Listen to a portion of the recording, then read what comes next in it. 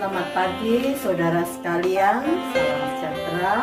Kiranya damai dan sejahtera menyertai kita semua. Pagi ini saya akan memberikan renungan dari Matius 21 ayat 22. Sebelum kita merenungkannya, marilah kita berdoa lebih dahulu.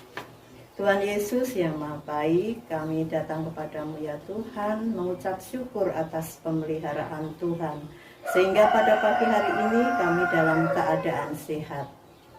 Pimpinlah kami ya Tuhan untuk merenungkan firman-Mu, sehingga kami dapat mengerti dan memahami.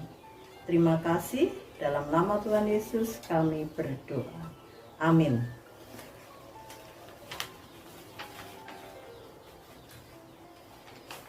Renungan pagi hari ini saya beri judul keajaiban doa. Kita awali dari bacaan firman Tuhan Matius 21 ayat 22. Dan apa saja yang kamu minta dalam doa dengan penuh kepercayaan, kamu akan menerimanya. Saudara yang dikasihi Tuhan, doa merupakan nafas hidup bagi setiap orang percaya. Dan doa itu juga merupakan sarana komunikasi kita dengan Tuhan. Dengan seringnya kita berkomunikasi atau berbicara dengan Tuhan, berarti hubungan kita dengan Tuhan semakin dekat. Kalau kita sudah dekat dengan Tuhan, apapun yang ada dalam hidup kita, tentunya kita serahkan semuanya kepada Tuhan. Dan kita tidak ragu-ragu untuk berharap kepadanya. Semakin rajin berdoa dengan Tuhan, maka kita akan menjadi tenang. Mengapa kita harus berdoa? Harus sering-sering berdoa. Karena doa itu mempunyai kekuatan yang luar biasa. Doa itu mempunyai keajaiban. Sehingga manusia kalau mengalami apapun terus berdoa. Sesuai firman-Nya, dan apa saja yang kamu minta dalam doa dengan penuh kepercayaan, kamu akan menerimanya. Ayat ini menekankan bahwa kuasa Allah yang tidak terbatas, yang tersedia bagi kita semua yang memintanya. Matius 6 ayat 8, Tuhan menghendaki jika kita berdoa harus dengan jelas, singkat, jangan bertele-tele, ya. Mengapa? Karena Tuhan itu tahu apa yang kita pikirkan, apa yang kita perlukan. Tuhan itu sudah tahu. Dalam Matius 7 ayat 7 tertulis, mintalah, maka akan diberikan kepadamu. Carilah, maka kamu akan mendapat. Ketoklah, maka pintu akan dibukakan bagimu. Sudah jelas bahwa doa itu mempunyai kekuatan langsung dari Tuhan. Contoh kisah Hana. Ia sangat menderita. Hari-harinya diliputi kesedihan. Hal ini karena dia tidak mempunyai anak. Ia selalu dihina oleh Penina, istri muda dari suaminya Elkana. Tapi Hana tahu kemana dia harus mengadu. Ia datang kepada Tuhan. dengan berdoa. Tidak henti-hentinya.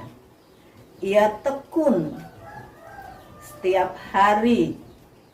Bahkan mulutnya selalu ngomong sendiri.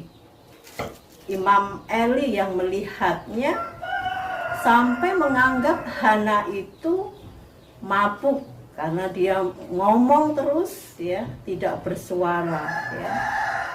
Nah, di sini Hana tidak putus asa, ya.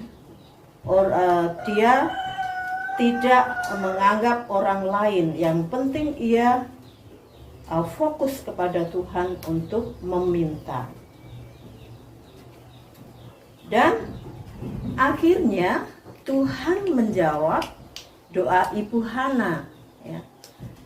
Jadi karena dia tidak putus asa, Tuhan menjawab juga apa yang diperlukan oleh Ibu Hana. Tuhan memberikan apa yang diminta. Dan Tuhan memberikan seorang anak pada Ibu Hana yang diberi nama Samuel, yang artinya diminta dari Tuhan. Tentunya Ibu Hana tidak lupa akan janjinya kepada Tuhan. Ia bersyukur kepada Tuhan.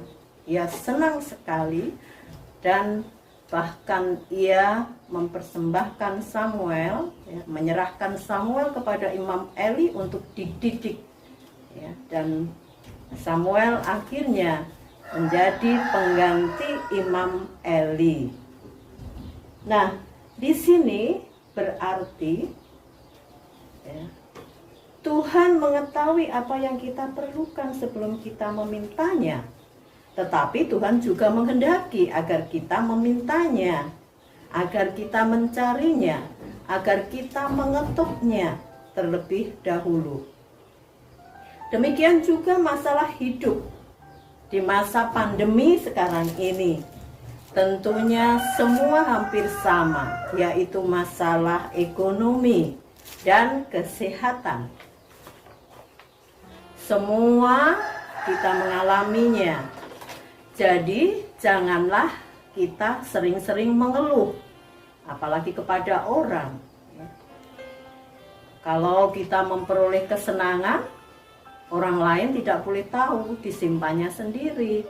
Tetapi ketika kita mengalami kesusahan, orang lain diberitahu. Nah, hal ini berarti tidak sesuai, kan? Jadi kita tidak boleh mengandalkan orang lain. Kita tidak boleh berharap kepada orang lain terlalu dalam supaya orang lain bisa menolong kita. Nah, jika seperti itu, kita akan mengalami kekecewaan. Ya, oleh sebab itu, yang bisa kita lakukan hanya datang kepada Tuhan, berserah diri kepada Tuhan dalam doa, penuh berharap, penuh iman dan keyakinan. Dan harapan itu kita sampaikan kepada Tuhan, kita meminta belas kasihan Tuhan. Pasti Tuhan akan menolong kita, ya, karena Tuhan tahu akan kebutuhan kita. Permintaan kita tidak semuanya diberikan oleh Tuhan, karena permintaan kita itu ada yang hanya berupa keinginan, tapi ada juga yang merupakan keperluan kita. Tuhan tahu, ya, Tuhan tahu, dan Tuhan akan memberikan yang betul-betul kita perlukan. Demikian kasih Tuhan kepada kita, baik suka maupun duka, kita harus tetap mensyukurinya. Dan Tuhan akan menjawab doa sesuai dengan takarannya, sesuai dengan keperluan kita. Amin.